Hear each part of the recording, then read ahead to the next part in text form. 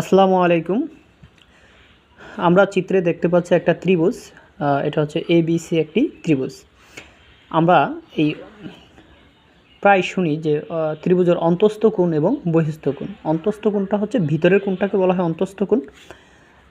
এই এ কোণ বি কোণ, অর্থাৎ কোনো কিছুর ভিতরের কোণকে অন্তস্থ কোণ এবং বহিস্থ কোণ বলা হয় বাহিরের কোণকে। যেরকম আমরা যদি বি বিন্দুকে আরেকটু বর্ধিত করি, তাহলে এখানে কিন্তু আমাদের কি আছে যে এখানে আমরা ধরে নিলাম 60 ডিগ্রি, তাহলে কিন্তু এখানে আমাদের 120 ডিগ্রি কোণ উৎপন্ন হয়েছে।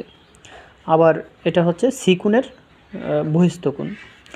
আবার যদি আমরা বিকে বর্ধিত করি, একে বর্ধিত করলাম, তাহলে এখানে হচ্ছে আমাদের এখানে যদি আমরা ধরে নিলাম 80 ডিগ্রি, তাহলে কিন্তু এখানে আমাদের 100 ডিগ্রি, অর্থাৎ যে কোনো ত্রিভুজ কিন্তু আমাদের তিন কোণের সমষ্টি 180 ডিগ্রি। আশা করি বুঝতে পারছেন।